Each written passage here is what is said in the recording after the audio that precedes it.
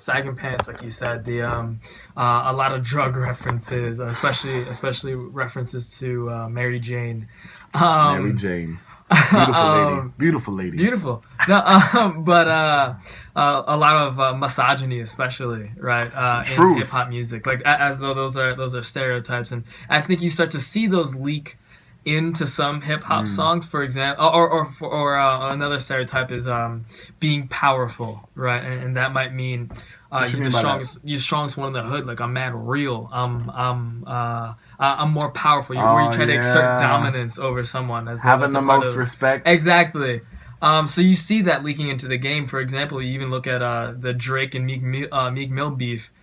Drake, who's not hood at all, like in the slightest, but he's using those stereotypes of hip hop culture to try and get one over on That's him. true. Cause like respect is still a thing for him, even though he's not a gangster rapper in the slightest.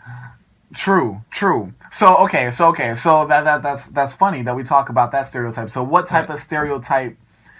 I feel like because we were talking about this a couple shows ago, the direction of hip hop, right? So do you think gangster rap is still the stereotypical man of hip hop, like the stereotypical man that we want to see in hip hop? Right. I think that's like, I think we're moving away from that. I think Drake especially has done something incredible in the sense of changing what that looks like, because now it's okay for rappers to speak about their feelings more so. Not that they didn't. Obviously they've done so before, but more so. They can talk about romance in a more soft way. So do you think that rappers are what the sweetheart rapper? Do you think that's like a stereotype now?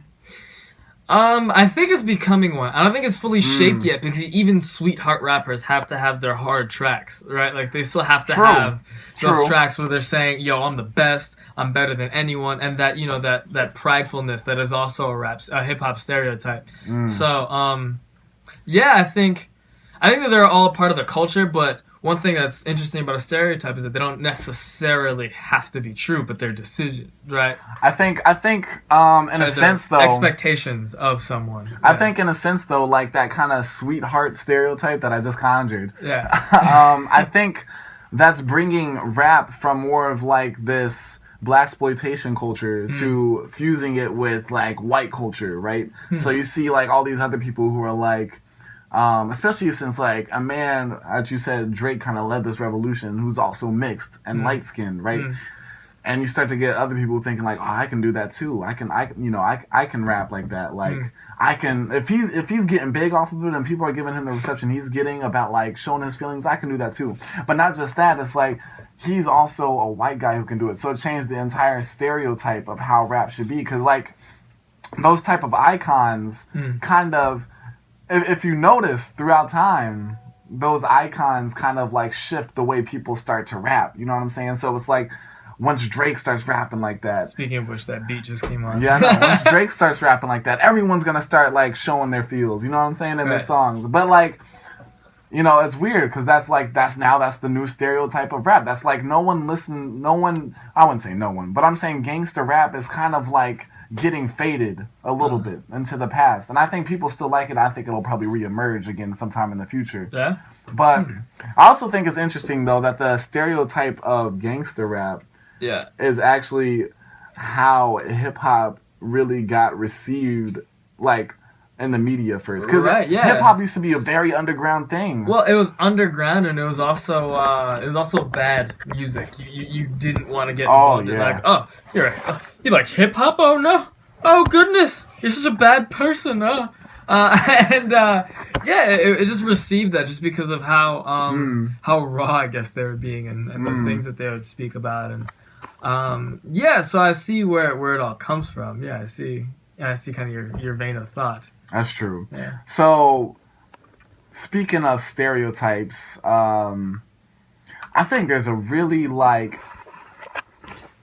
All right, what direction do you think stereotypes are going in right now? Right. Like, what do you think is like if you had to name the stereotypes of hip hop right now, right? Name the stereotype. I think that like hip hop is getting compartmentalized because of those.